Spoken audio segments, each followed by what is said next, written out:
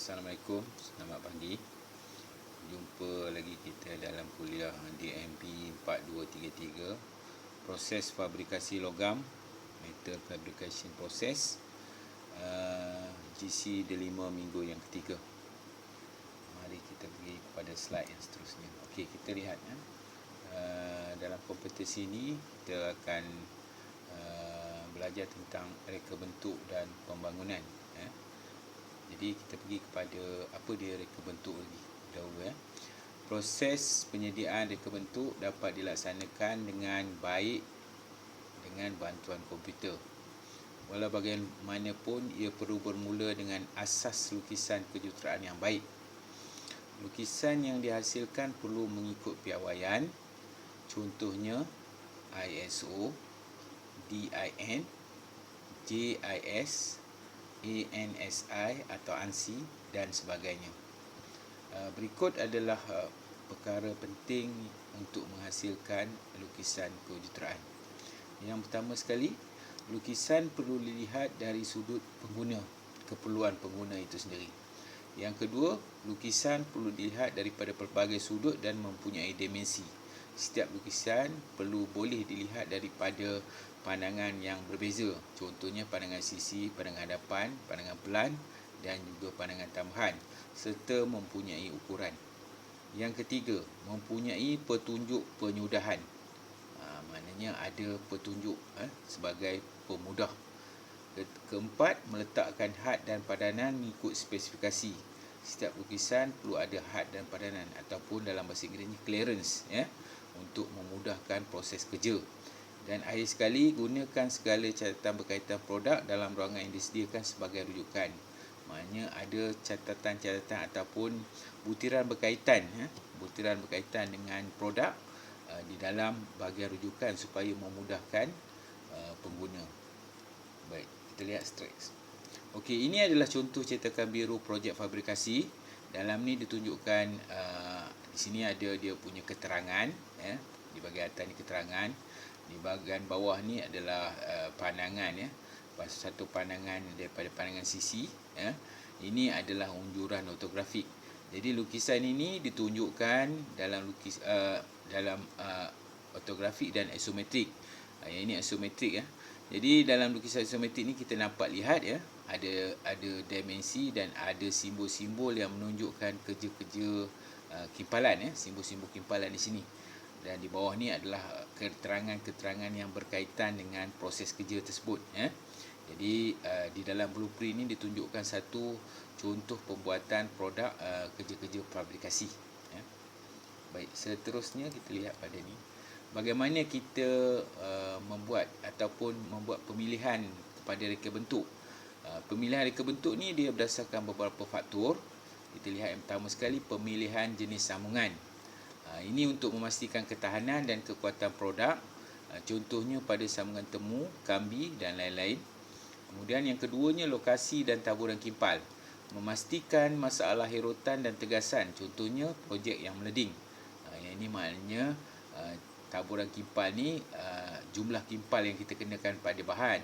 Jadi kita boleh tengok kesannya pada logam jika terlalu banyak kerja kimpal, taburan kimpal tadi.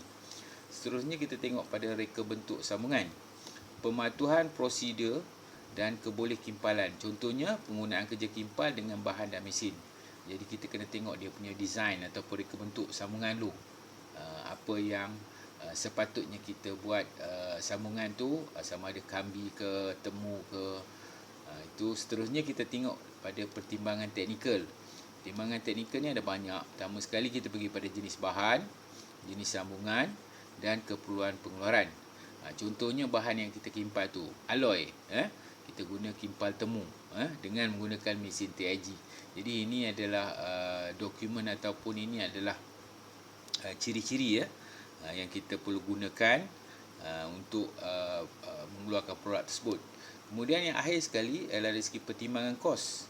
Pertimbangan kos produk dan overhead produk. Contohnya kos bahan, kos buruh dan lain-lain kos yang melibatkan kerja-kerja penghasilan produk tersebut. Okey, seterusnya kita lihat pada ini adalah satu proses dalam kerja fabrikasi. Ini adalah proses clean. Proses kelim ini dia merupakan proses penyambungan mekanikal dengan kaedah melipat logam. Proses ini hanya sesuai untuk logam nipis saja. Bahan yang dilipat mempunyai sifat lenturan, maknanya bahan tu ada keboleh lenturan, dia lembut. Dan seterusnya, prestasi sambungan boleh dipertingkat dengan menggunakan perekat atau pematerian. Maknanya setiap sambungan tu kita boleh tambah kekuatannya dengan menggunakan perekat ataupun bonding proses lah, ataupun pemateri. Okey, ini kita lihat contoh kerja kelim tadi. Kita nampak logam ni kita lipatkan dengan proses dia tadi. Ini contoh satu, hasilnya begini. Okey, ini contoh lagi satu. Kita nampak proses melipat Jadi ada macam-macam proses lipat di sini. Jadi ikut kesesuaian lah logam, ikut kesesuaian proses, ikut kekuasaan kegunaan dia. Okey, seterusnya kita pergi lihat pada proses fabrikasi yang lain. Kita ada juga dalam kerja fabrikasi ni kita gunakan pengikat berulir ataupun threaded fastener. Threaded fastener ni kita boleh bagikan kepada dua lah, satu bolt dan skru. Yang mana biasanya ia diperbuat daripada keluli, dan ulir ataupun thread dibuat melalui proses pemesinan ataupun tempa. Skru biasanya berkurang-kurang daripada 18 inci berbanding saiz bolt lebih besar. Ini kita tengoklah. Skru ni ada kadang-kadang dia mesti kurang pada 18 inci. Kita panggil dia skru lah. Kalau lebih daripada tu kita panggil bolt. Kemudian kita ada nut. Nut ni merupakan kepingan berulir. Ada pasangan pasangan nut tadi. Terdapat dalam pelbagai jenis. Contohnya nut berkepala heksagon dan nut berkepala segi empat. Kita boleh lihat contoh di bawah ni. Ini adalah nut segi lima ataupun nut kepala heksagon tadi. Ini adalah contoh penuh gambar bolt dan nut yang berkepala heksagon. Bahagian bolt ni kita namakan kepala dia. Okey, bahagian batang ni, batang ini kita namakan batang bajak. Kemudian ada sesendal ataupun dalam bahasa Inggeris washer. Ini kita namakan nut heksagon tadi. Biasanya kepala dan nut ni dia mempunyai kepala yang samalah. Kemudian berbenang ataupun thread tadi. Ini bolt dan nut yang kepala heksagon. Kemudian kita lihat ini bolt dan nut berkepala segi empat. Ada kepala segi empat. Ini dia punya batang bajak lah. Okey, itu adalah lagi kerja penyambungan dalam fabrikasi. Okey, kita lihat slide seterusnya. Kaedah menghalang bolt dan nut longgar. Okey, dalam kerja fabrikasi ni kita akan jumpa pelbagai jenis bolt dan nut, dan kita perlu pasang ikat dia. Tapi dalam kerja-kerja ni kita dapati bolt dan nut dia mudah longgar, terutama pada objek-objek yang kena gegaran ataupun projek-objek yang bergerak. Jadi kaedah nut kunci, kita boleh gunakan kaedah nut kunci. Sama yang pertama sekali, untuk menghalang daripada bolt dan nut longgar, kita gunakan kaedah nut kunci. Kita lihat gambar rajah ni, nut kunci maknanya bentuk sama dengan nut biasa, dipasang setelah nut pertama dikunci, dan sesuai untuk bahagian yang bergetar dan berputar. Okey, kita tengok ini kaedah nut kunci ni, maknanya kita tambah satu lagi nut di atasnya setelah nut yang pertama tadi kita kunci. Maknanya ada dua nut. Ini biasanya sesuai untuk bahagian yang bergetar dan berputar. Kemudian kita ada satu lagi kaedah cemat pisah.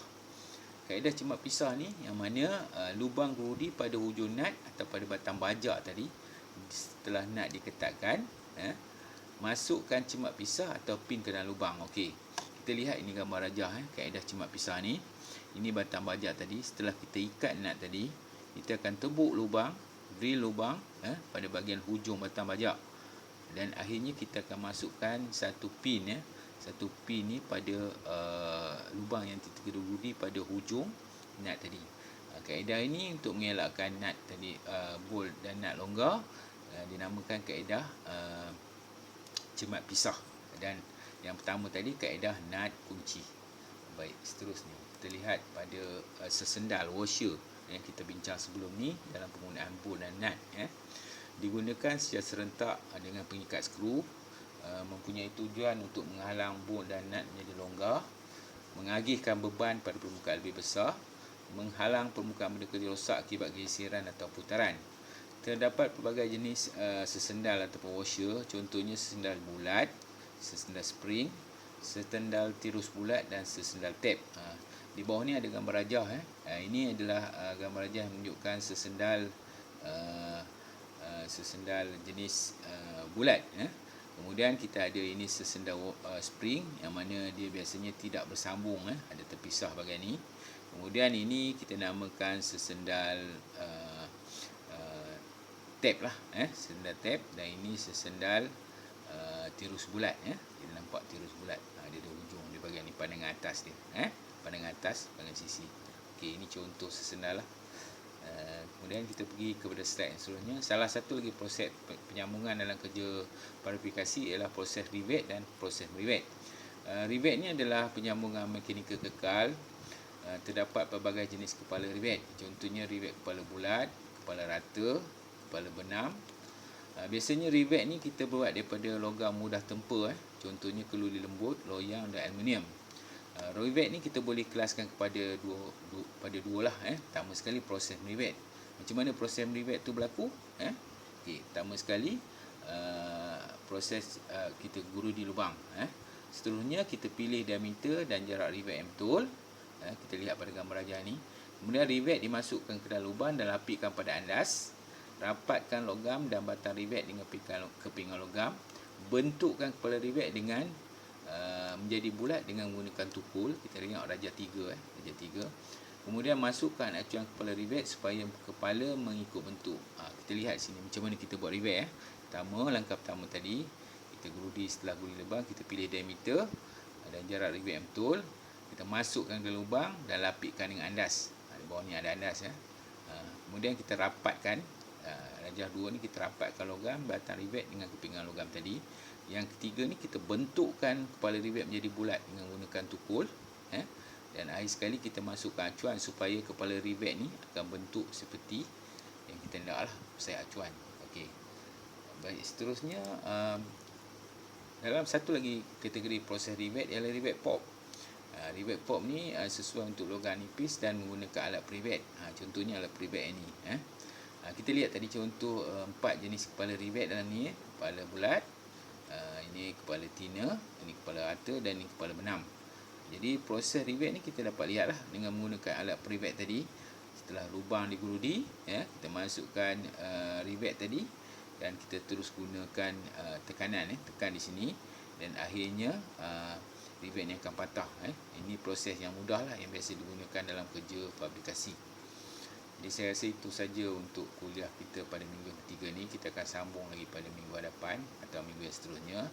Saya rasa sekian, terima kasih. Jumpa lagi dalam kuliah seterusnya. Assalamualaikum.